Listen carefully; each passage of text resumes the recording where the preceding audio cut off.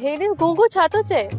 अस्सलाम वालेकुम दोस्तों, मां आहियां मुंहिंजो पंहिंजो अदाकार काज़ी अब्दुल सत्तार ऐं मां ॾिसी रहिया आहियो मुंहिंजो यूट्यूब चैनल सत्तार काज़ी ब्लॉग। जी हाँ दोस्तों, मां पंहिंजे हिन यूट्यूब चैनल सत्तार काज़ी ब्लॉग में आयल तमामु दोस्तनि खे भलीकार चवां थो, भली करे आया, जी करे आया, सदाईं ख़ुशि हुजो, आबाद हुजो, हमेशह गुलनि जीअं टिकंदा टिड़ंदा रहो। इहा मुंहिंजी हिकिड़ी दुआ आहे अवां दोस्तनि जे लाइ।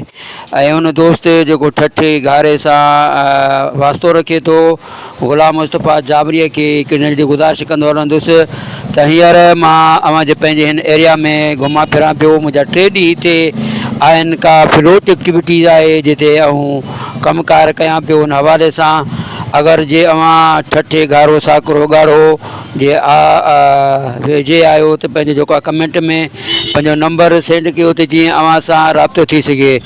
तमामु दोस्तनि जी वॾी महिरबानी, अला करे ख़ुशि हुजो, आबाद हुजो। ऐं दोस्तों, हींअर जंहिं फ्लोट ते निकितल आहियां उन फ्लोट जो मां तव्हांखे ज़िक्र कंदो हलां त हीउ जेको असांजो कमु आहे फ्लोट एक्टिविटीज़, इन में निकितल आहियां। इन फ्लोट एक्टिविटीज़ में मूंखे कंदरा जेको आहे रोशनाबाद में मुंहिंजी फुर कई वई हुई, जंहिंमें मुंहिंजो पूरो सामान, मुंहिंजो जेको आहे मोबाइल्स ऐं मुंहिंजो जेको बैग वग़ैरह ऐं पूरो सिस्टम, मुंहिंजे चैनल जो लोगो, पूरो सिस्टम मुंहिंजो जेको आहे न उतां मूंखे जेको आहे न फुर करे फुरियो वियो उतां सामान।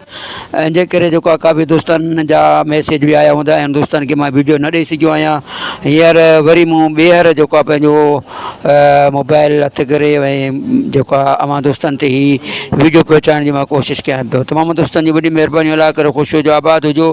हींअर को बि ड्रामो ॾिठो न आहे, अवां जन दोस्तनि वीरनि जी बस्ती ड्रामो ॾिठो आहे त उन जी अपडेट अवां दोस्त मूंखे पाण तव्हां थोरो ॿुधाईंदा हलो कमेंट में छा थियो छा न थियो आहे।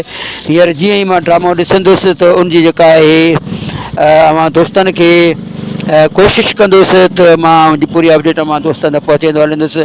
हींअर मां जेको आहे अवां दोस्तनि ताईं वीडियो बि शेयर कयां थो पियो, इहो अवां ॿुधो पहिरां।